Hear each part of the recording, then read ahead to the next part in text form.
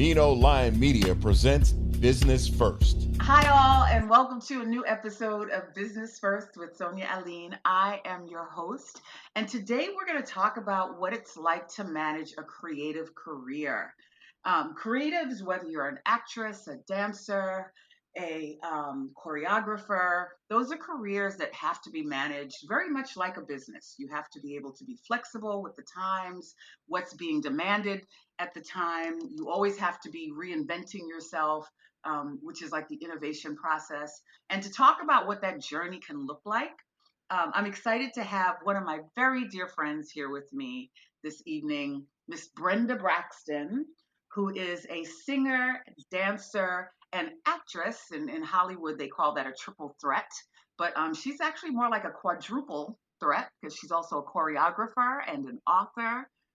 She's had more than 21 roles on Broadway, including Dreamgirls, Cats, Jelly's Last Jam, Smokey Joe's Cafe, for which she was nominated for a Tony and for which she won a Grammy, which I just found out today. How am I your very good friend and I didn't know that you were a Grammy winner. But anyway, she also played in Chicago as Velma Kelly, the lead role opposite Usher. Currently, she is on the CBS show The Good Fight, where she plays the fierce and fearless Madeline Guilford. And as I mentioned earlier, she is an author, and we want to talk about that as well. The Little Black Book of Backstage Etiquette is the title. And so, with all of that, I'd like to introduce you to the wonderful Miss Brenda Braxton. Thank you for having me. Thank you for being here. You know, it's interesting because, we've been friends for a long time and I know you're fabulous. I know you're an amazing talent and you've done a lot. But sometimes it's not until you start going over the bios for something like this that you really recognize like how dynamic a person you are and all of the experiences you've had. What I didn't mention in your bio is that while you were on Broadway, you had also opened up a men's grooming salon in Harlem called it was B. Braxton's, right? Yeah. The grooming salon. So Yeah. welcome to the show. Thank you for coming. Thank you. So we wanted to talk about today what it's like to manage a creative career. And you've been on Broadway for a very long time. You've played other roles on television. You're back on television again. And in the beginning, I compared managing a creative career similar to having a business because there are ups and downs, and you have to know how to market yourself. You have to know how to keep reinventing yourself. And it has been a really long and exciting, long and short, right? Long and short journey, really, because the time goes so quickly. An exciting journey. What would you say is one of the biggest lessons you've learned over these years in terms of managing such a dynamic career?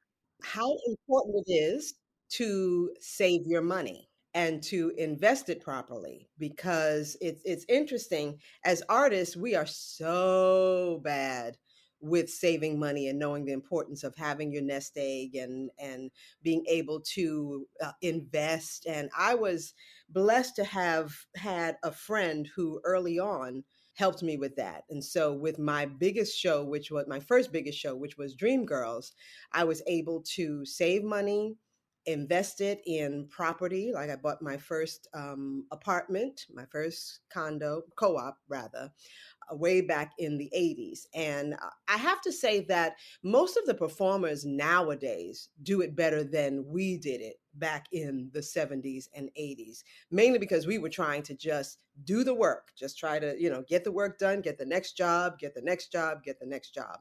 But I would say that that is one of the main things, is to know how to manage your money, know how important it is to make sure that money is being put away for your pension. I recently was able to tap into my pension from Actors Equity. And when I was working, I did all those Broadway shows, and you see that out of your paycheck comes your pension and your 401k. And when you're younger, you go, you know what? They need to just give me my black money. I don't need nothing taken out of nothing. I just want my money. But when I tapped into my pension, I was like, oh, wait a minute. Now I see what this was. So that's the main thing right now is to watch where your money is going. Know that it's important to save your money and invest your money. And I wish I had, even though I did well, I wish I had known that even more back then. Back You know then. what I mean? Because Yes. I think I would have done better as an artist, as a money manager, knowing that you are your own brand too. So you've got to take you and market you and know your money as you market you. It's something I just wish I had learned a little early on. But I know it now, even as an older performer. Ooh, I mean, You are not an older a mature performer. So yeah. Yeah, because it's true. In creative fields, you can have these really dry periods, Mhm, right? And then you have these really abundant mhm. periods. And Yeah, so in the abundance, sometimes you can forget that a dry period may come along again, or that absolutely. this is the time not to just enjoy all of the Yeah, money that you're now getting, but this is an opportunity to actually store and save and yeah, make sure that even when things aren't as good or as prosperous, that you still can yeah. maintain yourself. And I think what happens with us too is that we go through those dry spells. So when we do get our windfall, we're like, "Ooh, I wish I could have gotten this, and I'm going to get this now, and I'm going to get this now, and I'm going to get that now, and I'm going to travel." And we don't realize, "Oh, yeah, those dry spells are going to come again." And if you're a creative, that's your whole career pretty much. That there are going to be dry spells no matter what. Even as myself, as a 65-year-old performer, I've had a long dry spell. I mean, even recently, I had a long dry spell. And then you have something, people were not ready for this pandemic either. You know what I mean? You can sometimes kind of prepare, okay, I'm not going to be working next year. But this hit everybody. And a lot of people just did not know what to do. A lot of performers, a lot of actors, singers that just didn't know what to do when this hit because they hadn't even prepared for an emergency. Right. Not even just for the things you want, but for an emergency, like something like the pandemic. Mhm, Talk to us a little bit about how you do survive the dry spells, and not just financially, but emotionally and mentally. Like you said, when the pandemic hit, and there were careers that I hadn't even thought about, except that I'm friends with you, and so when we thought about the people who did, costume designs and all of the things that you kind of have to show up to see, right? A lot of us didn't think about how those people had to, what they had to go through during this time. But mhm, what is it like for you? Because like you said, you've worked over an extensive period of time. mhm. What have those dry periods been like for you, and what do you think actually helps you get through them as well as you do? Well, I think what happened for me was that I ended up learning more about social media, about things like this, like podcasts and videos, and because now for us as performers, even the little thing like auditioning has changed because you're not going into the office anymore. So now you've got to learn about the sound and the lights and the ring light. And if I buy one more damn ring light, I'm gonna I'm gonna spit, but I had to learn that. Just tonight I was trying to figure, okay, how do I hang this? Because I have to do a live audition, well, a taped audition tonight. But I'm like, okay, I got a new what is it? A green screen. Do I use the green screen? Do I use the black screen? Do I use the so it has opened up another side, the technical side of things, which I don't think I had even thought about. I never even thought about that. But in having to survive this kind of dry spell, I had to learn all of that. And social media, you're always telling me, you got to get on TikTok, you got to do it. So I'm starting to incorporate that into the Brenda Braxton, B Braxton, Lady Braxton brand in order just to keep up. To keep up. These kids nowadays, they know this stuff. So during their dry spells, they're like, "Oh, well, I'm doing so and so, and I'm going to do it." And I'm like, "Oh, okay. Well, I'm gonna, I'm gonna take a picture and send it out to friends, so You have done well though, because you had to learn it. So that's the good thing, had right? to learn it. It Yeah. forced you to learn. It Um, truly, truly did. And it's not as hard as I thought it was going to be. I'm still not up to speed on so much stuff. And I think I could be a lot further. Of course, you and I always talk about I could be a lot further if I just hunker down and learn some more of the basics with the videos and things like that. But this dry spell has taught me a lot. And it really has taught me how much of a brand I am. You know what I mean? In talking to people about my book. You're trying to push that a little more because we can't go out, but trying to push that a little more. You say you were looking at my resume. I had to also sit back and look at my resume because a lot of times you're just going, going, going, and you don't say, oh yeah, Sonia, I did get a Grammy. Oops, I forgot to tell you, you know? So, yeah. it's so important because whether you are a creative or whether you're working in a traditional job, like I've experienced that a lot, particularly with women. Like you said, we're always going and Yeah. producing and hitting deadlines and making sure that we show up in the right places. And what you said is absolutely right.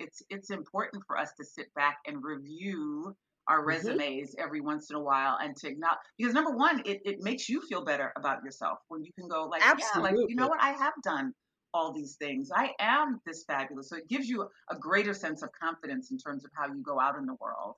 Hmm. And then it just reminds you of the things that when you are meeting people, the things that you can share, because in all the years that I've known you, you never mentioned that you had a Grammy. Like I knew that you were Tony nominated, right? But Uh, yeah, like so sometimes we and particularly if you're not the type that's going to always talk about yourself. So we also know there are lots of people in show business who are always reminding you of their credentials and always reminding you of their standing. But then there are also a lot of people who don't wear their credentials front and center. And mhm. so, what are you learning about that as well? Being I think depending on how you were raised, a lot of times we were just taught like you were supposed to be modest, right? And don't talk about yourself. Um, Mhm. but I think we've got to learn a balance in Yeah. terms of how to do that. That's still a hard one for me. And I don't even know if it's so much that I was raised that way. I think I see when other people do it and I'm like, "Oh my God, shut up. Stop talking about yourself." And it's just so unattractive sometimes. So there's a good side and a bad side to not pushing who you are and what you've done and your credentials.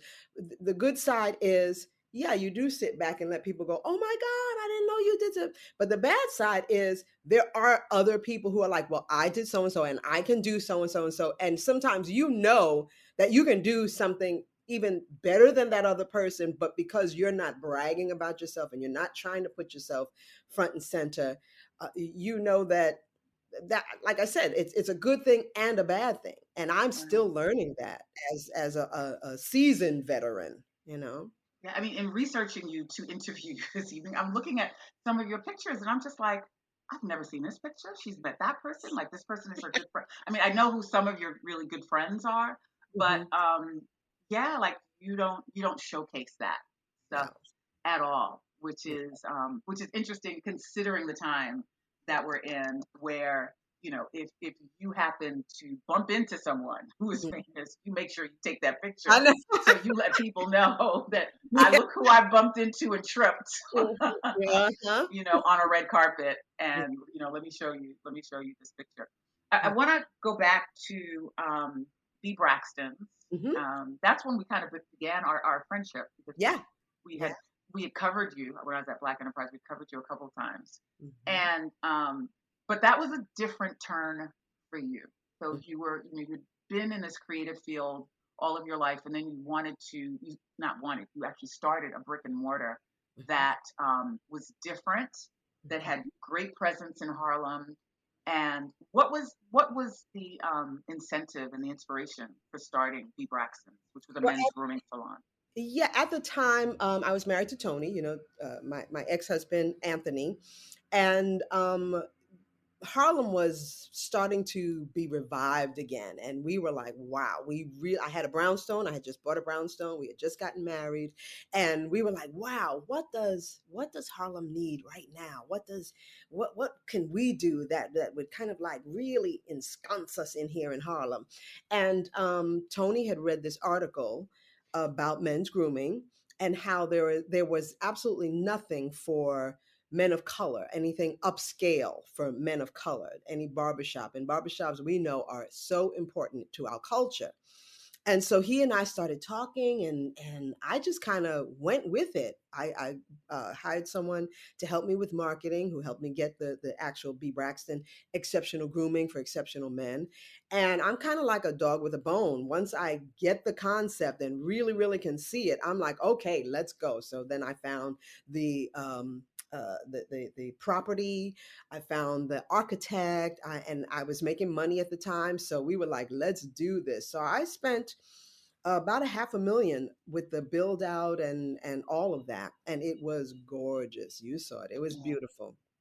But again, not really being money savvy and just knowing that side of business and commerce and all of that.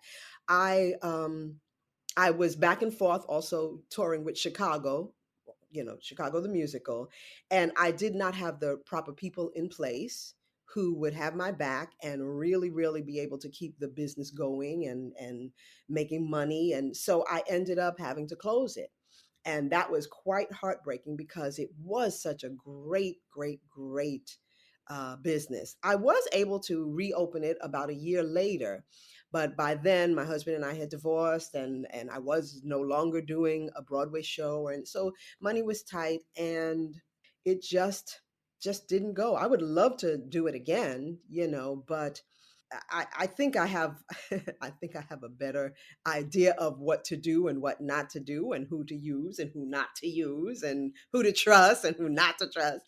But I think that I think that it's important as creatives also to step out of your comfort zone and to try other things.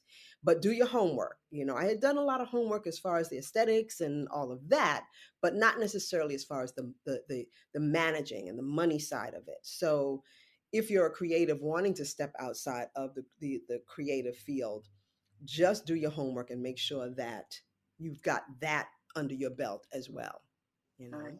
I remember how devastating of a time that was because you had such great passion about that location, and it was beautiful. And it was offering something very different to the community that it hadn't had before. Mhm. But you went through another period of reinvention then, where you ended up doing work on it was Norwegian Cruise Yeah, Line. Norwegian And so Cruise Line. tell us about that transition, because again, you weren't really working. The store, the boutique had closed. You Mhm, weren't really working as an mhm, actress, mhm. and you were trying to figure things out at that point. Yeah, once B Braxton's closed, I literally ended up moving 4 times in 4 years, like complete moves. Um, and I was down to like literally down to pennies. I was counting change, and this was not that long ago. This was in 2015, where I was counting change to get food for myself and my cat, and it was pretty devastating. I have good family, but as a grown woman of 50, you're not going to constantly go to your family always for help. So it was the weirdest thing. I was on social media, and a friend of mine texted me and said, "Hey, they're getting ready to do After Midnight on Norwegian Cruise Line, and they said that they wanted Brenda Braxton." And I said, "I know Brenda Braxton." And then someone else texted me and said, "I just heard they're going to do After Midnight on Norwegian Cruise Line. You would be a great star singer." So I was like, okay. Long story short, I literally ended up going to my costume fitting with a bag full of change in order to get back home from my costume fitting. I was going to be leaving like 2 days later, and literally went to TD Bank and put all my change into into that little machine and got out a couple of dollars and was able to sustain myself until it was time to go to Tampa to rehearse and then join the ship. It was a brand new ship, the Escape, and we joined it in Germany. And it was an interesting experience, an interesting journey. And I did it for about 3 years, 3.5 years. So Wow. that's one of those That dry is spells you just never know. And right. then at the snap, at a snap, it turns around again. So So, yeah. and it was during that time that you also wrote your book, Yes. Yes, right? yes. So tell us a little bit about the Little Black Book of Backstage Etiquette. Okay, so right before I did Norwegian Cruise Lines, about maybe 6 months, 8 months before I did Norwegian, I was doing The Wiz down in Mulch Jupiter at Mulch Jupiter Theater, and I was sharing the dressing room with a young girl who was playing Dorothy at the time, and I was Glenda. And there's a tradition in theater that you give your dresser, the person who helps you with your costumes, you give them a little tip at the end of either the end of the week or the end of the month, but you give them a little something. And I turned to her and I said, so do you want to go in together to give our tip to the dresser, or do you want to do it separately? And she had no idea what I was talking about. And that made me start thinking there's a lot of stuff that goes on backstage that these kids who are graduating from colleges with theater degrees and this and that, and they want to do a Broadway show, and that they just don't know simple things like tipping your dresser. You don't play with your props. You make sure that you respect the stage hands and the stage manager, and just little things like that. And I was like, there just should be a little handbook that tells you what that is, and maybe even in the back, kind of like a description of some of the lingo that goes on. So I was like, okay. And sure enough, was on the ship, and I literally, the cover of the Little Black Book of Backstage Etiquette was taken in my dressing room on the ship on Norwegian Escape. And I was just like, hey, come here, take a picture. I got an idea. And I wrapped my head up in a towel and I said, ooh, get somebody go get me a martini glass. And I put on all the jewelry. So if you see the cover of the book, it's like, oh my goodness. What has been some of the feedback that you've gotten from people who have etiquette is kind of a lost art Oh, in modern day society, and and not just in theater, right, in yeah, general, because that's one of the things that people do say about my book is that it doesn't just relate to theater. It's about respect. Etiquette is about respect. It's about working with other people. It's about knowing what's going on around you. So even in a managerial job in Dunkin' Donuts, you have to know how to respect people and how to have the etiquette of being pleasant.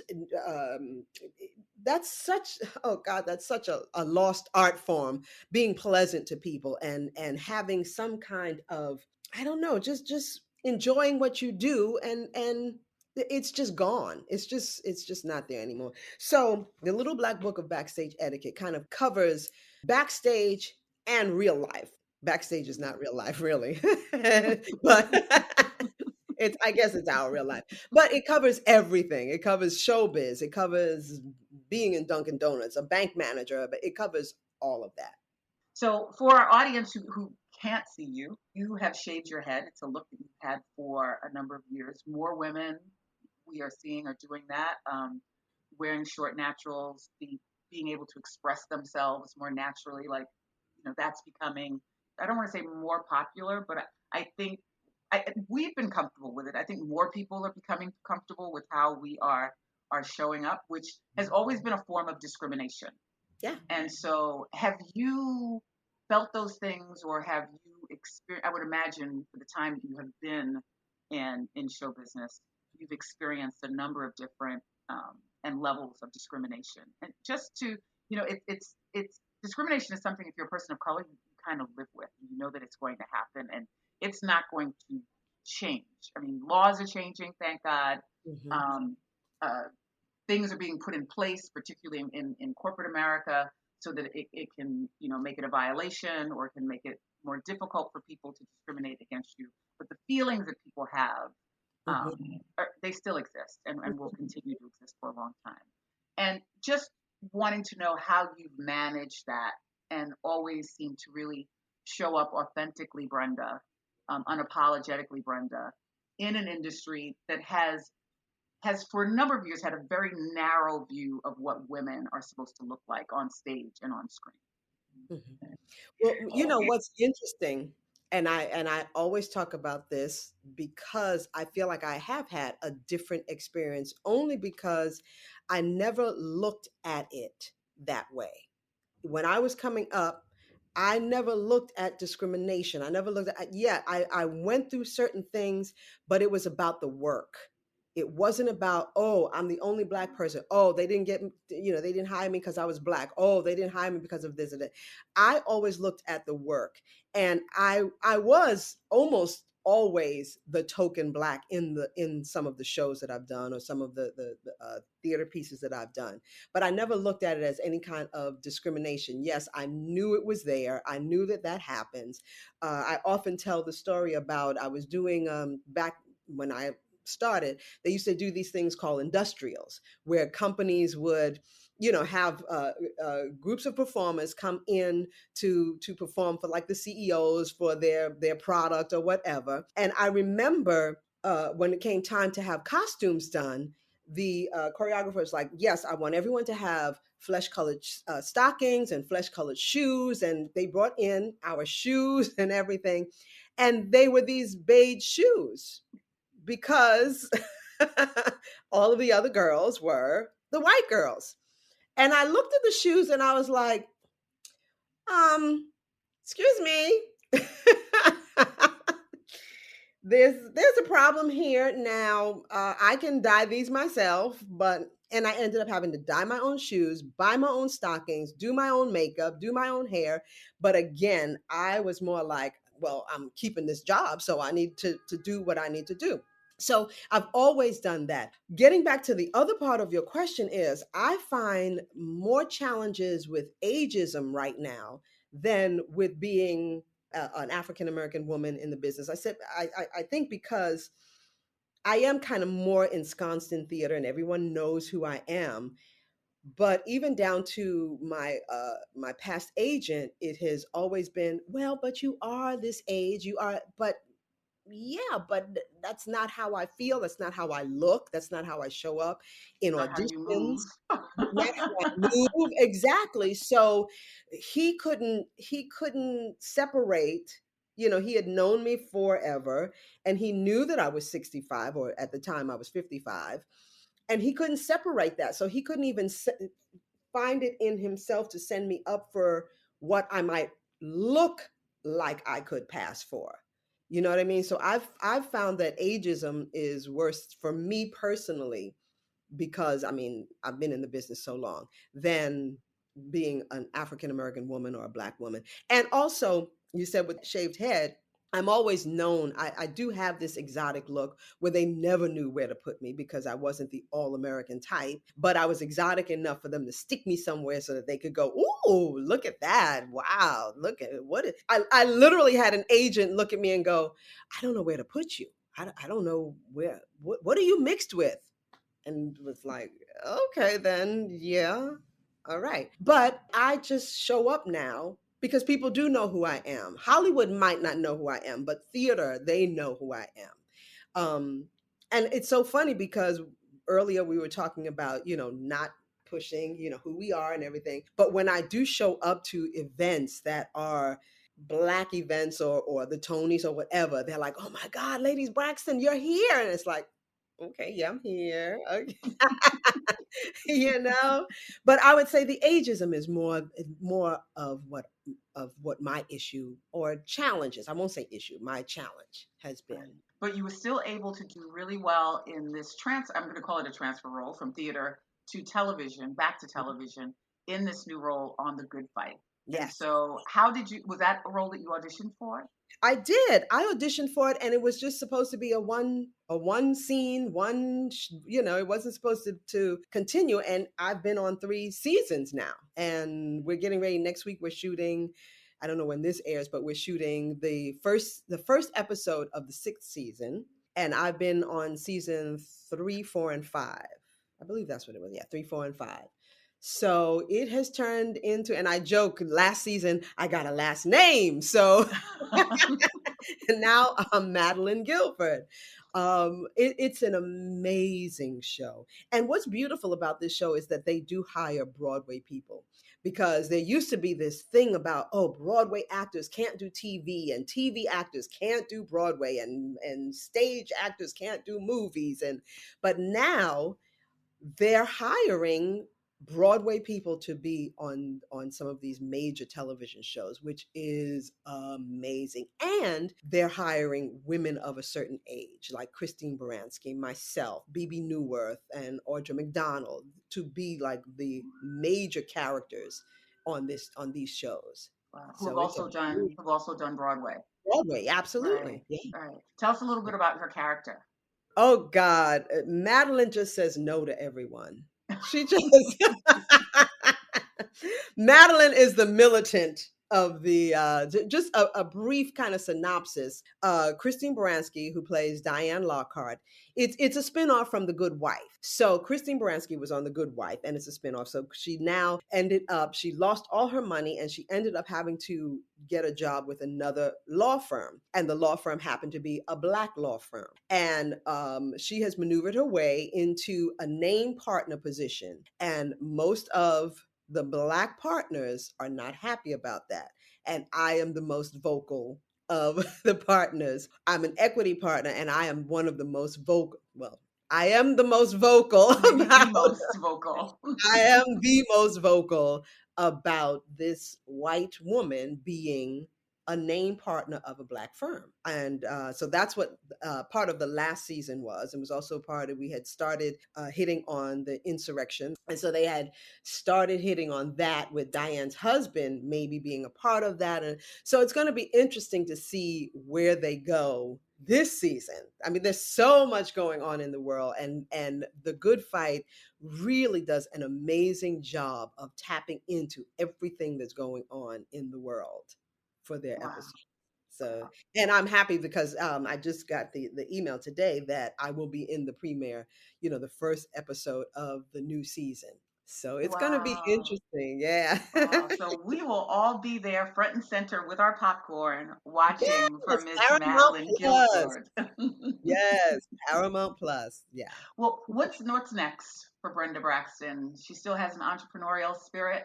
Oh, absolutely. Absolutely. I'm working on a subscription box. I don't want to say too much about it, but I'm working on a subscription box that's going to be a lot of fun for women of a certain age, and I'm really, really excited about it. I think it's going to make people smile and feel good about themselves. So, Well, so we all want to be able to follow you and catch up with all the things. We want to purchase the book, which is on Amazon. It's on Amazon. You Okay, can the get it little on. black book of backstage etiquette, and your socials so that we can follow you. Okay, on Instagram, I am B Braxton Act 2. On Facebook, you can get me at Brenda Braxton or Brenda Braxton Act 2. And there's 2 for Brenda Braxton. So yeah, the one with the bald head is the most recent one. Okay, all Or right. simple bald head. Yes. Well, thank you, Lady Braxton, for joining us and sharing your expertise. We look forward to many more things. We're excited about The Good Fight, and so we're going to be tuned in for that. And we're wishing you the best in all of your future endeavors. Thank you, Sonia. All right. Thank you. And thank you all for listening. Next week, we'll be back with another great guest. And so stay tuned. We will talk to you then. Take care. The Business First podcast is hosted and produced by Sonia Aline. Associate producer, Ariel Mancivo. Executive producer, Ken Johnson. Find the Business First podcast on Apple Podcasts, Stitcher, Spotify, Amazon Music, iHeartRadio, or wherever you get your podcasts. And on social at business_first_podcast on IG. The Business First podcast is a Mean Old Line Media production.